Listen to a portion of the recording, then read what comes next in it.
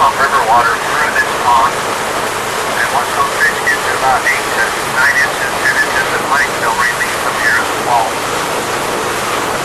So our fall Chinook salmon fishery is on an increase right now. It's doing quite a bit better than it was in the years in the past.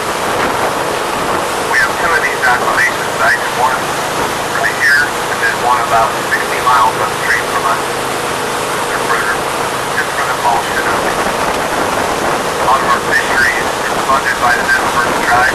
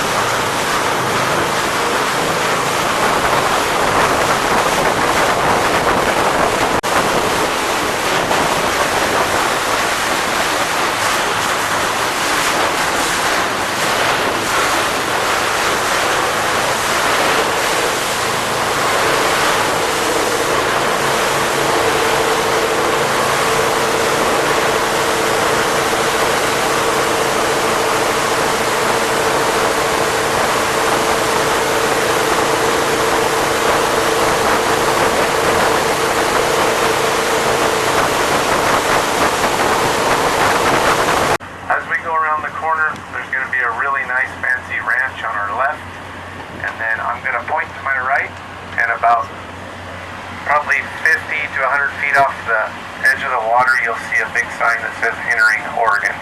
There's kind of a rapid right there, so it's a little bit tough for me to stop in. But I'll point over and you'll see that big white sign sitting up on a bluff that says Entering Oregon. That's so cool.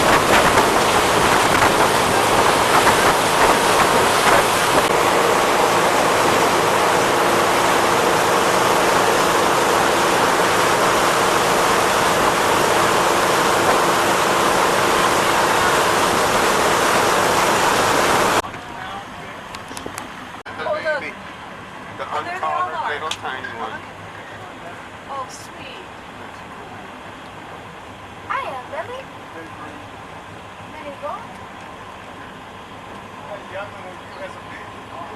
Oh, there's no 5. Yeah, there's another one. 6. They are like rabbits. Oh my gosh. I see you. Baby. Oh, they're coming back? Almost in the water.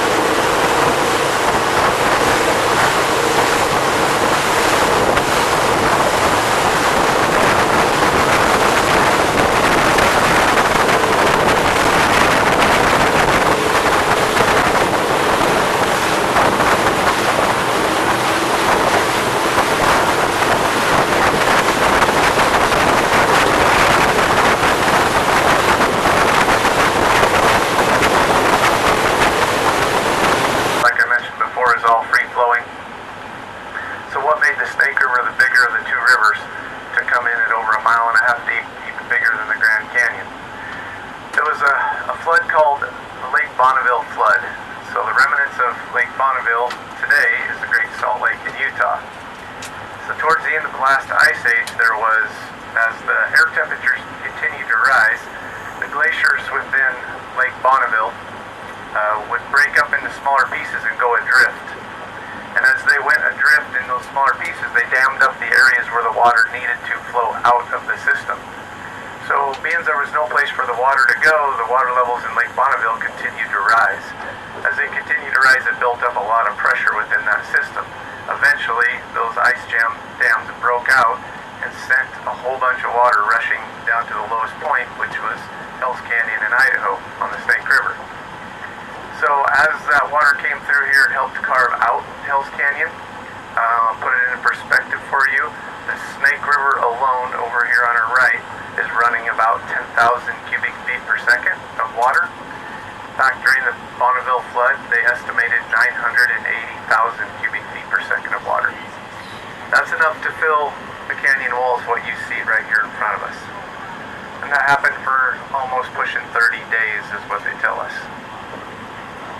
So going back to the late 1800s, early 1900s from Lewiston, Idaho, I already talked about being the farthest inland freshwater port. So with that came a lot of boating activity, a lot of guys trying to make a living by running boats, and a lot of that was done by servicing the homesteaders and the ranchers and the miners on the river. So the boats that they operated in the early 1900s were 100 to 120 feet long, paddle wheel, all steam powered. So they didn't have a lot of power. The currents were averaging about 6 to 7 miles per hour, and these boats only went about 12 to 15 miles per hour. So leave Lewiston, Idaho loaded with supplies of different foods and gear and equipment and everything, anything that anybody had ordered from Lewiston, they were pretty heavy. So for them to leave Lewiston and get to this point where we are today, it would take them about 5 days. They went a total of about 90 miles from Lewiston upriver. The total round trip anytime a paddle wheel boat left Lewiston, Idaho was about 28 to 30 days. A lot of times what's held them up were rapids or real narrow areas in the canyon where there's increased currents. Those boats just didn't have enough power to navigate through and power through those. So they came up with a system for those. They put a spool of cable and a winch system on the bow of those boats, one on each side.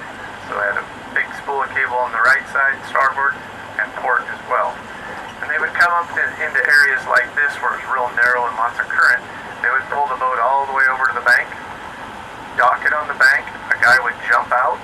He would free spool the cable, take the end of the cable, free spool the reel, take that cable way up above the rapid and hook it into a metal ring in the rocks. He would run back down the bank, get in the boat, and the boat would navigate its way over to the other side, and the same process would take place. So they had two cables, one here and one here. They got the boat out in the middle of the river, put it under full power, full steam power, and started to winch themselves up through the rapids. So this could be as much of a half to 3/4 day process just for them to get up through one rapid.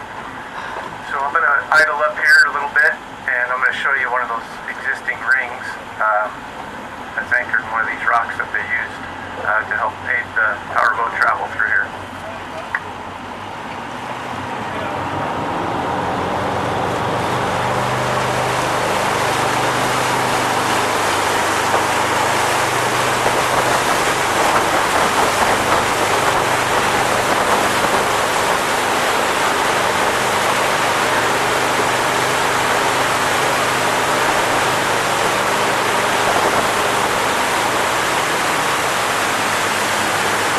Look over here on the right hand side.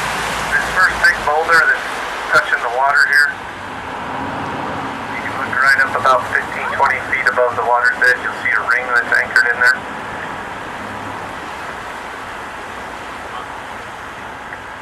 Everybody see that yet? Oh yeah, at the top. Just about boat top level. A bit higher.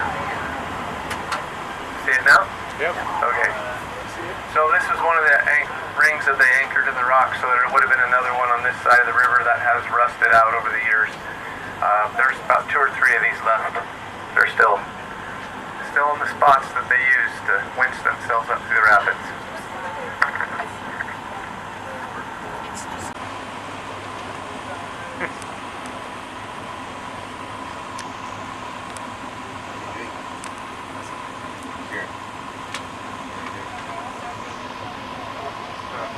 Came over to us and he's asking if we can take that thing off his neck.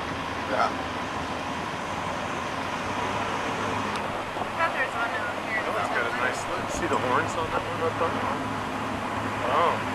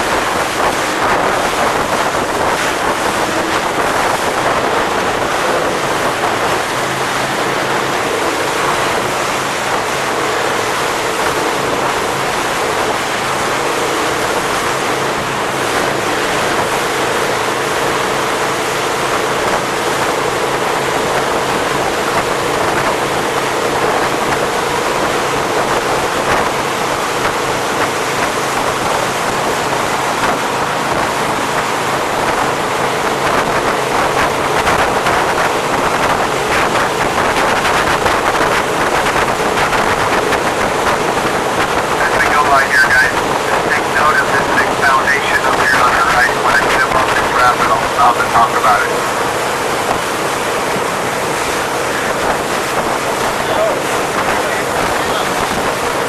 Oh, wow.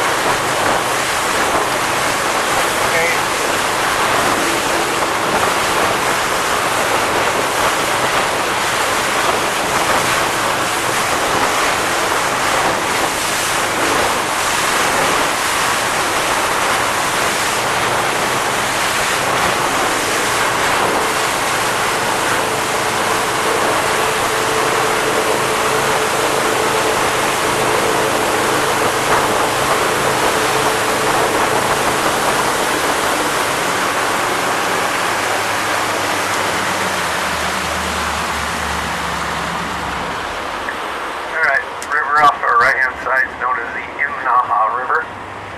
Flows out of the Lawas. So you'll notice a little trail over there. About 4 miles up that river is a road, gravel road. If you were to walk up that trail, hit that road and head southwest, you'd come to a little town called Imnaha. And then about 35 miles past that, you'd come to Joseph, Oregon. So the foundation behind us up on the hillside, this foundation was built in the late 1800s, early 1900s by a mining company. That foundation was designed for a stamp mill operation. They mined gold and copper out of here. At one point there was about 850 people that lived right here on this flat. Wow. There was a small mercantile store and blacksmith shop located on the lower end of the bar, and then mainly tent cabins, platforms with wall tents on them. Another little foundation up here. You can kind of see it's been somewhat modified by river users, kind of built up a little bit. There was a small stone foundation right here at one point. Oh yeah. I mentioned something about the sternwheelers coming up here and winching themselves through the rapid. Well, this mining company is one of the two of the bigger operations on the Snake River system. And what really put them under was they invested in some new equipment that was to go inside of that stamp mill operation. They pretty much put up everything they could amongst all the business owners, all the partners. They loaded that equipment onto one of those sternwheelers, and those sternwheeler came to a rapid that had to winch themselves up through.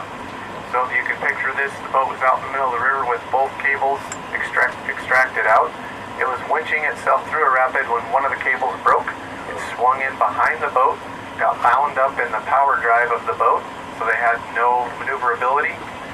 They were hanging off of one cable on the left side of the river. Eventually that cable broke and the boat still had no power, so it started to bang off the river walls until it finally crumbled. And all that mining equipment that was to upgrade this mining site, that stamp mill operation, went to the bottom of the river. Wow. So that kind of sunk that company, and they basically shut their doors after that. So one cool thing about this area here is, this was all well before the dams, of course, and there wasn't real good access for the miners to prospect upriver from here. So one thing they did is they built a tunnel from that Imnaha River up around that corner there, all the way through this rock ridge, out I'll show it to you, it's just around this next point, 587 feet through there. They built that tunnel for a corridor, so they could travel back and forth and prospect the upper part of the river here. And they also built it looking for veins of copper.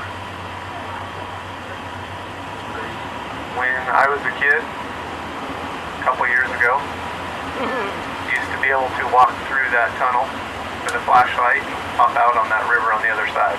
Wow.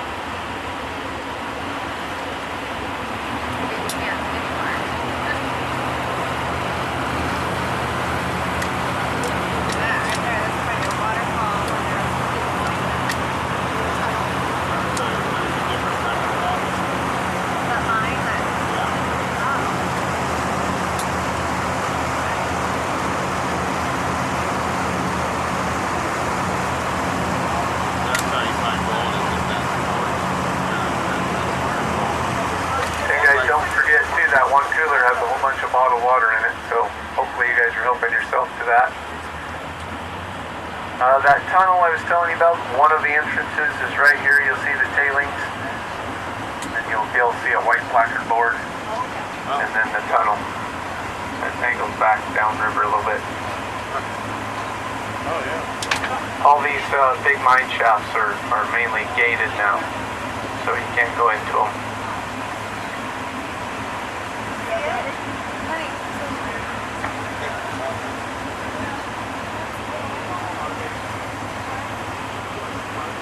Can't turn around.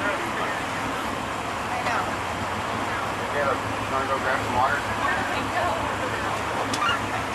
Me and your mom will take a couple. Yeah. Get 5 or 6 or 8. They're out of this, then that's fine. 3 more bigger, dude.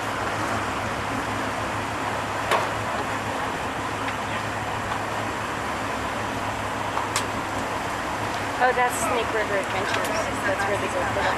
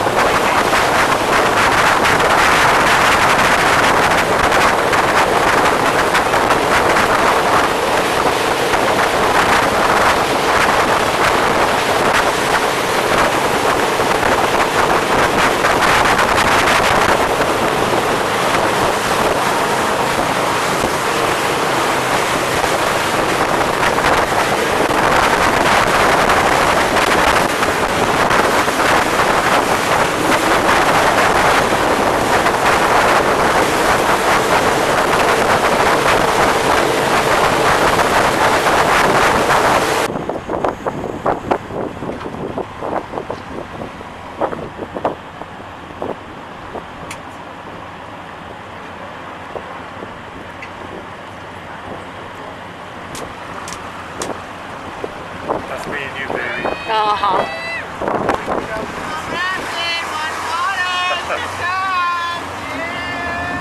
Me in the front, you row. Uh-huh. Awesome.